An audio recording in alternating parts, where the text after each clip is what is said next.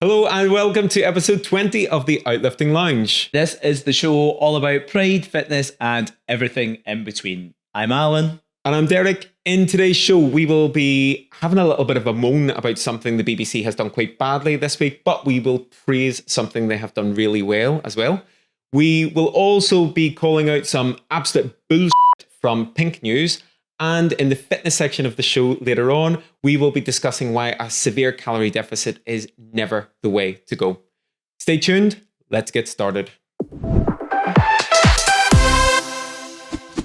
So before we begin, Alan, we really should apologise again for the fact that there was no show last week. And I will let you do the apologies because it was your fault. It was my fault. Unfortunately, I had man flu. It was a rough week. It was a rough week for me. You were very good at looking after me. We almost got a bell in so I could just ring the bell for you to bring me stuff, but you did really well. Luckily, we didn't have our dog Haggis because my dad's over visiting and he has been spending all his time with my dad. So there was a little bit of pressure off that way, but you did really well looking after me. It's like you're my husband or something. Yeah, I was like Florence Nightingale. But a wee bit sexier. Thanks. We should also point out that anybody who is watching will see straight away that we have got new microphones. New appendages. And new appendages. And hopefully anybody who's listening in can hear the difference this week because these microphones should hopefully be a little better. Yeah, I mean, it only took us 5 days to set them up and get them working. So hopefully this is going to go all okay. Yeah, this could actually be a catastrophe in the making, but hopefully not. Fingers crossed. We will see how this turns out. I'm scared to move in case I hit it. I'm so rigid right now. I know. And not in a good way. Not in the way I like. Not in the way I like. Yeah, so new mics, new man. Let's go. Let's do it.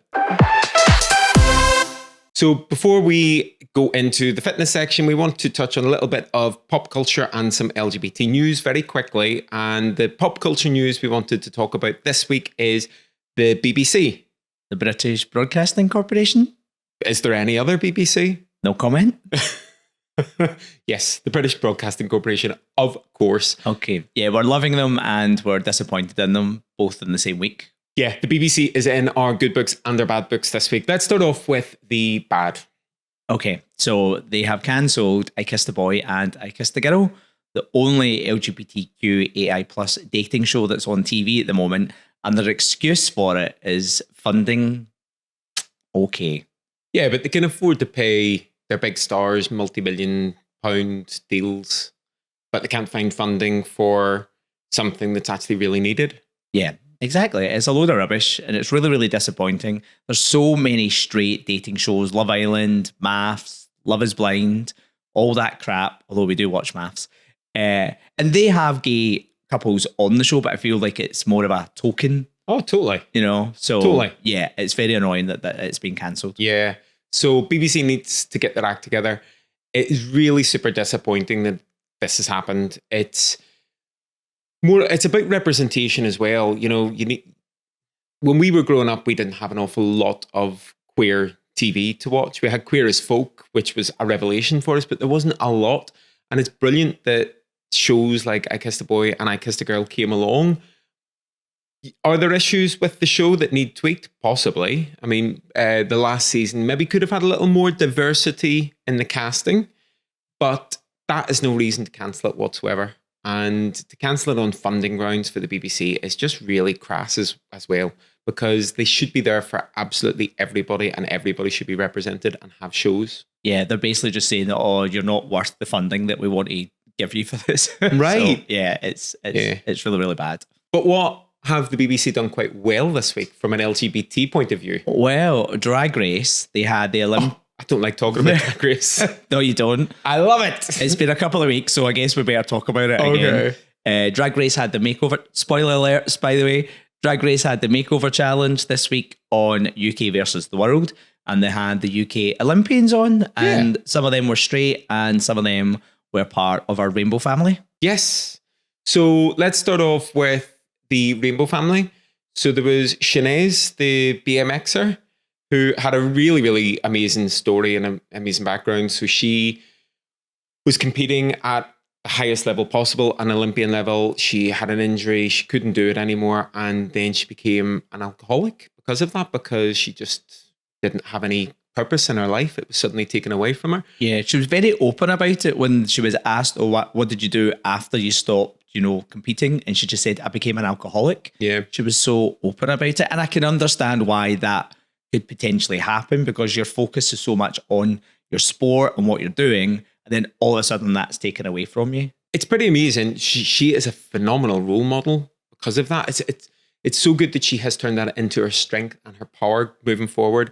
And she uses her platform now to talk to people and to help them, because that's essentially using that show for that purpose is going to help at least one person out there, hopefully many, many more. Yeah. But yeah, it's so easy to do that when people feel that their sense of purpose has been taken away from them. It's so easy to fall into a pit of despair and to turn to substances, whether it be alcohol or something else. So yeah, thought that was really amazing that she was there spreading that message. Yes. And of course, there's Dan Jarvis. He was very open about his coming out story. He's a devout Christian, and he was really open about how welcoming his church was. And he grew up in a really, really small Welsh town. So it was nice to see and hear about his story.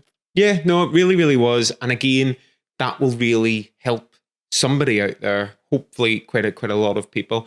Because there was a lot of people in that situation where they are in a very Christian background. Some people like Dan were fortunate that they were accepted and they had support. Other people not so much, because you hear these horror stories about conversion therapy. And a lot of that comes from a religious background. So yeah, really super important to have him on TV as well as a super positive role model for people. It just, like, I love the makeover challenge in Drag Race anyway, but that made it so much more special, I think. Yep, it was a really great episode. And of course, Greg Rutherford was on it as well. And he's such a big ally. I actually thought he was gay. You were like, no, he's not. I'm like, I'm sure he is. He's done loads of different stuff in the past, like covers of Attitude magazine, for example. But it turns out he's just a really, really nice guy and a great ally. He is another in the vein of Ben Cohen and Joe Marler. Mm-hmm. Just these super confident guys who are really comfortable with their own sexuality. There is no toxic masculinity about them. And they're just amazing guys. They really are. And they have no qualms about going and getting dressed up in drag and walking about in heels. They don't care what anybody thinks of them, because they don't need to. They've got the confidence. They know who they are. They're comfortable in their own skin. It's amazing. Yeah, and he looked good in drag as well, just like Joe Marler. Yeah, but they've done so well. I think part of the reason that he looked so good in drag is because of that confidence that shines through.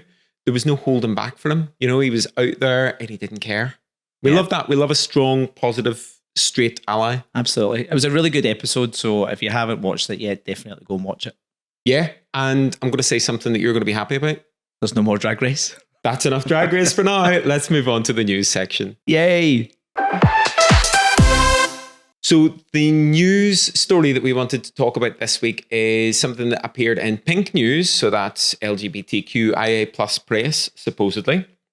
And I think the headline was, Reform UK are the most supported party among gay and bi men, new poll shows. And we wanted to include this because we want to hit the bullshit button. It's not true. Yeah, absolute bullshit. So they had a survey among straight, bi and LGBTQ plus A men and women, actually. And the sample size that they used within the survey for our community was about 300, which is just not a big enough sample size. No. A sample size of anything lower than 1,000 people is not representative. You can't use that data. It's absolute trash. What this boils down to, when you see this headline that it's like Reform UK are supposedly the most supported party, what that boils down to is 60 people told them, 60 gay or bi men told them that they would consider voting Reform. That is not representative of the UK population. That is something that you would probably hear on Family Fortunes. Our survey said 60. It's crap. It's absolute trash. It's a load of rubbish. And especially with all the stuff that Reform have been coming out with recently about they would get rid of the Equality Act, like I would hope that our community can see through all the crap that they talk about and, give them an absolute wide berth. But polls like this and Pink News, who should know better, should not be putting this information out there. Shame on the BBC for cancelling I Kissed a Boy/Girl, and shame on Pink News for posting this absolute nonsense without doing even the slightest bit of fact checking whatsoever. It is absolute nonsense. And as you said, you've touched on the stuff that Reform have done. It's not that long ago, and we're talking months since Nigel Farage said that children should be brought up in a household with a mother and a father. Like, we're paying attention, or we should be paying attention. Reform are not our friends, and they will pretend to be. And then as soon as they get a whiff of power, they will do everything that Trump is doing. So same-sex marriage will come under threat. Trans rights will massively come even under more threat. They are not our friends. Stay away is what we would say. Do not vote for them. If you are considering voting for them, give your head a wobble, do some research, please. Absolutely. Yeah. So, have we talked enough? Have we ranted enough? Can we move on to the fitness section? I think so, yeah. Let's do the fitness. Welcome to the fitness section of the show. I have got my iPad, so that can only mean one thing. I'm going to read something from a Reddit that we found. So this is from r/beginner fitness, which we absolutely love. And the headline on this from the poster is 1,200 calories a day sustainable? I can already see your face contorting. Hold me back, as we would say in Glasgow. Yeah, which means hold me back. Hold me back, which basically means I'm just about to go off on one. Yeah, you're going to do your scrappy do. Yeah. Let me at him. So I'm quoting the poster here. They say, listen, I'm a really big guy, like heavily obese. I want to change it. I am 176 centimeters and around 120 kilos. I want to at least get down to 95 kilos by the end of the year. Is this possible? If I do 3 months of 1,200 calories a day, then slowly increase, is this something that is sustainable? When you do the post-production on this and edit it, are you going to have my face boiling with like steam coming out my ears? I think I've done that before for something. Like a cartoon. It should be easy enough to do. So I think I should qualify this and explain a little bit. The reason why you're getting so angry and worked up about this is because this is a thing. This 1,200 calorie number has come from somewhere. Somebody came up with this idea of a 1,200 calorie diet. And we have heard it from people quite often when they have initial consultations with us as online coaches, online fitness coaches.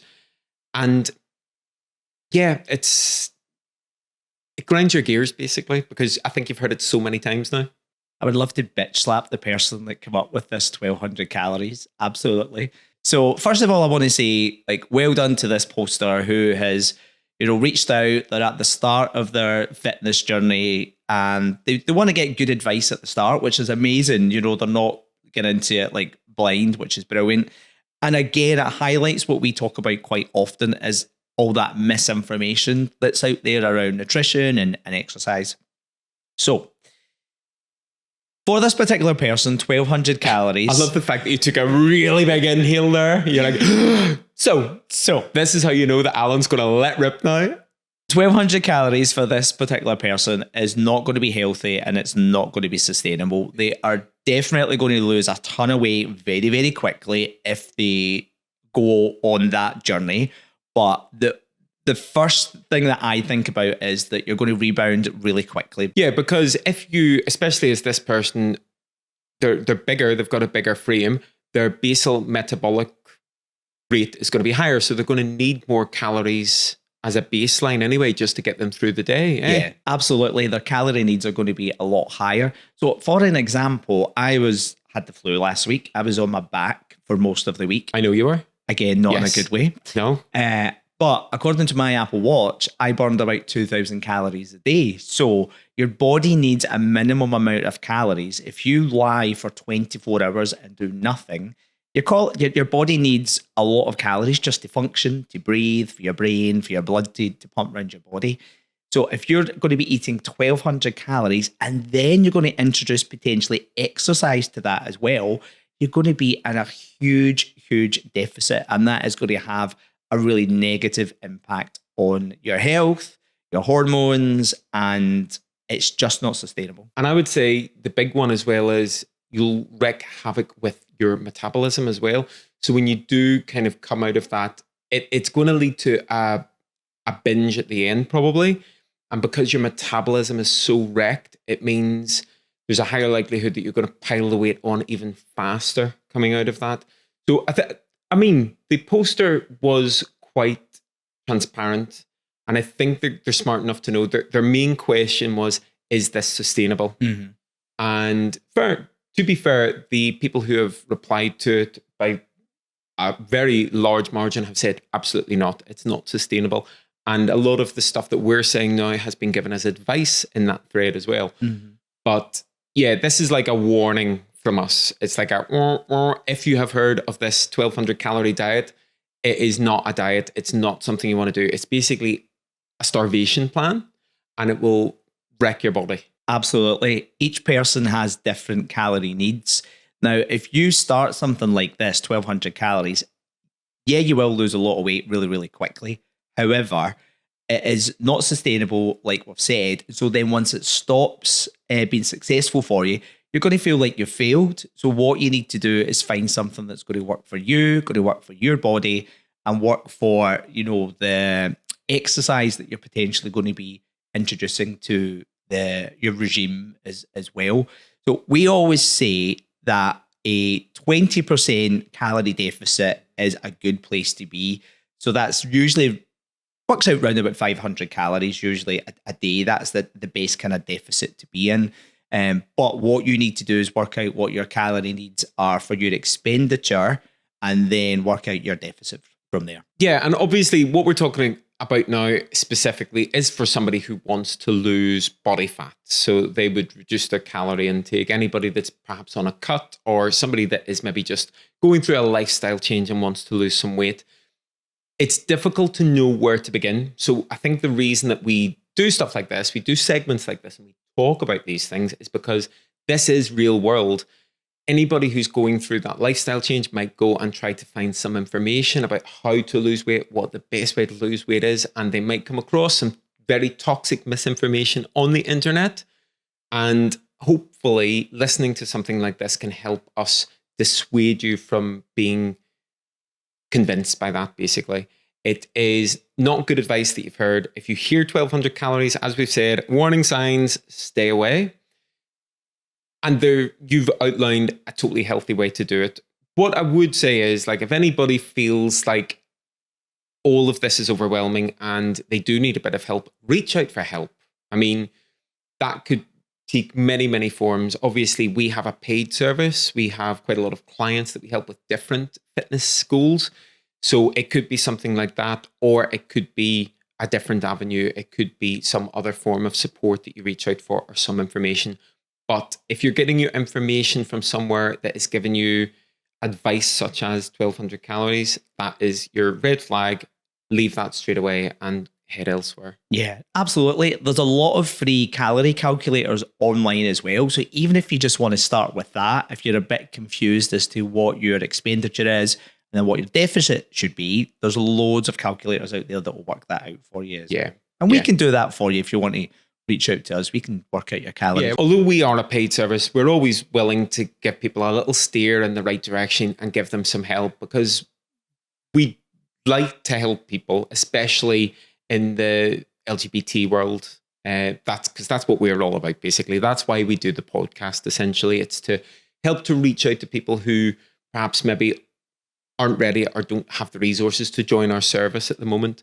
So we like to reach a wider audience as well. Absolutely, yeah. Yeah. So I think one piece of advice I would give as well is, if you are on a weight loss journey or starting a weight loss journey, just remember that it is not a sprint. 1200 calorie diet, quote unquote, might seem like a good way to reach your target really fast, but that's not what you want to do. Again, the keyword here is sustainability. This is for the long term. This is a lifestyle change that you want to make for the rest of your life. It is a marathon, not a sprint. Yeah, I absolutely agree with that 100%. The more you restrict something, the more you're going to want it, which means that eating that amount of calories will probably mean that you're going to end up binging. And then again, you're going to feel like a failure, but you haven't failed. It's that diet, again, quote unquote, that has failed you. Absolutely. Best advice we can give. Anything else to say about this? No, I think I've ranted enough. What do you think? And that's the tea. And that's the tea. All right, let's wrap up the show. So that's us for another show. Just before we finish, I wanted to touch on something I said. So obviously, Outlifting is a paid service. We operate for gay, bi, and trans guys who want to transform their bodies while building unstoppable confidence. We do that through online fitness coaching that has lots of different products within it. So we're talking online video check-ins every week. We're talking about daily accountability, coaching, conversations, messaging. We've got recipes. We've got nutrition support. There is so much to our service to help you succeed in your goals. If it sounds like the kind of thing that you might want to avail of, we do offer a totally free, no pressure discovery call where you can come on a video chat, talk with either myself or Alan, and discuss your goals, your needs. We can tell you a little bit more about how we might be able to help, and you can figure out then if we are a good fit for you before you would sign up. So if you want that free discovery call, the link is in the description or the show notes. Just click on that, book in, and we would love to meet you. But the Outlifting Lounge is free every week, so make sure that you are subscribed so you don't miss out on the conversation. You can find us on Apple Podcasts, YouTube, Spotify, and Amazon Music. But that's us for another week. We will be back next Sunday with a brand new show. But for now, over and outlifting.